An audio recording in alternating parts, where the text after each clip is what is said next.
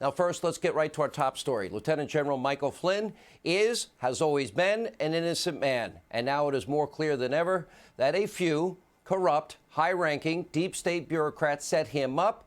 They were all bragging about it. And tonight, all signs point to the corrupt so-called leadership of a higher calling honor, Mr. Super Patriot Jim Comey. Why? Because according to newly unredacted FBI documents just released today, in early January 2017, the FBI, the Bureau, determined that Flynn was, quote, no longer a viable candidate as part of Crossfire Hurricane. There was no collusion. He did nothing wrong. These documents report that there was no derogatory material on Flynn in the FBI files, no derogatory material in the Defense Intel Agency files, no derogatory material in the CIA files. And by January 4th, the case against Flynn, they said it was going to be dropped. That is until the corrupt upper echelon of the FBI, already involved in Crossfire Hurricane, they jumped in. Peter Strzok, we now know, sent several urgent texts demanding to know if this case is still open. To his relief, the case was never officially closed, even though they had closed it. Strzok texted, quote, amazing. Okay, good, it's still open. And, quote, yeah, our utter incompetence actually helps us. Wow, that's breathtaking. Strzok informed his colleagues at the 7th floor. Now, what's the 7th floor? That's where the FBI upper echelon leadership was involved. And just like that, a few corrupt agents, they did, in fact, conspire. They set Flynn up, all under the watch of James Comey. On January 24, 2017, one agent asked, quote, what is our goal? Is it truth? Is it admission? Or is our goal to get him to lie so then we could prosecute him or at least get him fired? That is not a question that should ever be asked by anyone, any professional, and would never be asked by the 99% of brave professionals in the FBI. Now, shouldn't the goal of the FBI, not that question, should it always be truth, the rule of law, justice? They work in the Department of Justice. We have a system of justice in America. Apparently not in Jim Comey's FBI. Look at this. According to America's #1 super patriot, setting a perjury trap, put this in context for an American war hero, 33 years of service under his belt for this country so we can all live free. Yeah, that would be important. In one unredacted note, agents even considered using the Logan Act as a centerpiece of their scheme. Nobody has ever been found guilty of violating this arcane law since it was passed in 1799. Not one person. Even Bloomberg pointed out, yeah, this very fact. Nope, the Logan Act been used repeatedly as a partisan cajole to harass political opponents for more than 2 American centuries. And what exactly happened? Well, January 24th, that would be 4 days after Donald Trump was inaugurated, Mr. Higher Loyalty Super Patriot Jim Comey directed agents to literally go in and ambush a 33-year war vet at the White House just 4 days after Trump's inauguration and after Deputy Director McCabe of the FBI said to Flynn, oh, you don't need a lawyer. This isn't about you. Not at all. And since the White House was in the middle of chaos, it's always chaotic during a transition. This is day 4. Comey saw a perfect opportunity to lay his trap. You don't have to take my word for it. We've got James Comey on tape, kind of like quid pro quo Joe.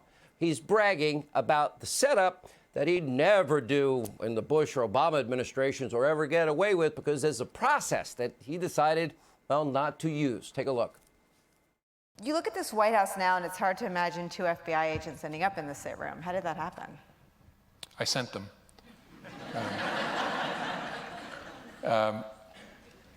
Something I probably wouldn't have done or maybe gotten away with in a more organized investigation, a more organized administration, in the George W. Bush administration, for example, or the Obama administration. And in both of those administrations, there was process. And so if the FBI wanted to send agents into the White House itself to interview a senior official, you would work through the White House counsel, and there'd be discussions and approvals and who would be there.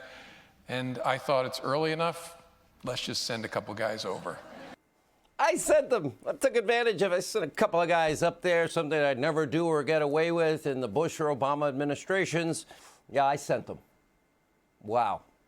Following Comey's ambush, the investigators involved did not believe that Flynn was lying. How do you like that? But after multiple major revisions of interrogation and notes by Peter Strzok, Lisa Page, Viola, boom, the FBI was able to charge Flynn with a crime that he didn't commit, that they didn't think he committed, and they threatened his son. Want to know how good a father that Lieutenant General Flynn is? He decided, are you going to turn on my son? Unless I sign this lie, I guess I have to fall on the sword for my son. Wow, what father wouldn't? What good father wouldn't? But not before they turn the screws. They threatened Flynn to throw him behind bars, threatened his son and his family. He had mounting legal bills. Oh, he's broke after 33 years of service, the lieutenant general. Yep, he was bankrupt. He lost his house, his reputation in ruins, all because of Comey, his corrupt agents at the very top of the FBI. They all hated Trump. They've been involved in stopping him from getting elected and then sabotaging him ever since, spying on him, in the words of Attorney General Barr, deep into the Trump presidency. Now, this is why I make a distinction. You know, this pin is the FBI pin in solidarity for the 99% of our federal and state law enforcement officials. They serve us bravely and with honor and with integrity, the best of the best. But the malignant, agenda-driven 1%, they're now threatening the very basis of our justice system. They must be held accountable. And to the credit of this Attorney General, he is doing just that. He's following justice and the rule of law, equal application of the law, equal justice under the law.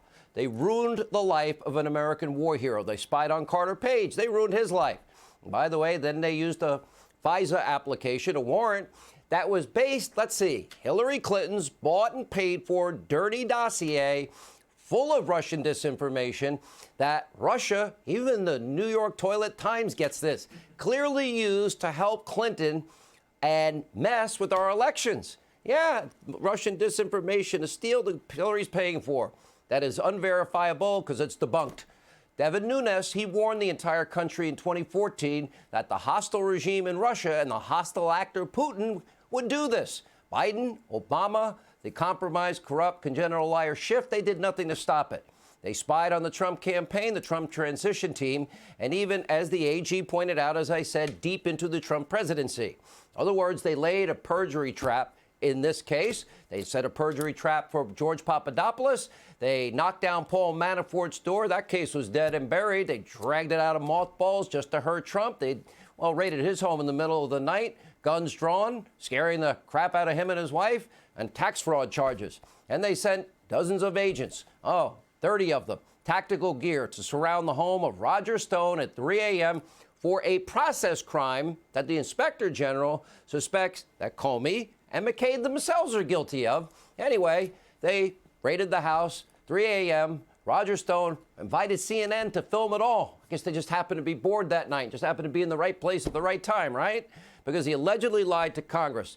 Usually what they say is, can you report at 8 a.m.? That would be the way you handle that, but not if you're abusing power. So what is the common denominator in all this? It is President Trump.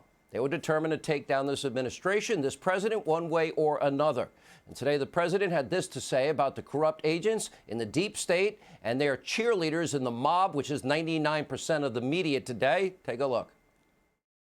I really hoped, because CNN tormented him, in all fairness, I really hope to see, because they haven't been doing it, and I appreciate your question, I hope to see that CNN will not even apologize, which they should, but just cover it fairly, because he's in the process of being exonerated. If you look at those notes from yesterday, that was total exoneration. These were dirty, filthy cops at the top of the FBI.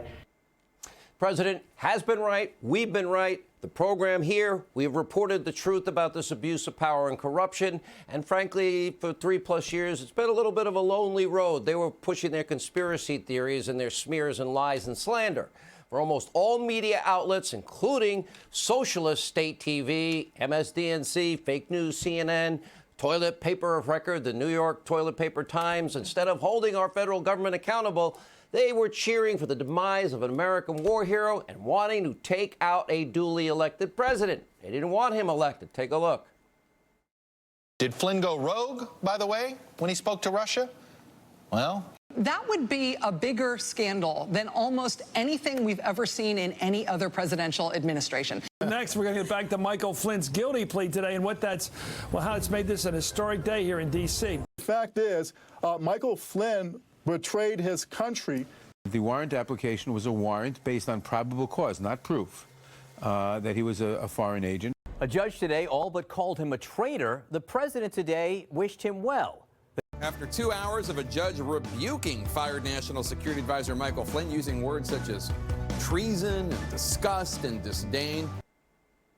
You think any of these outlets have the honor, decency, concern for truth and justice and integrity to say to General Flynn, we're sorry? Don't hold your breath. You have bureaucrats, tremendous power. You have the mob, tremendous power.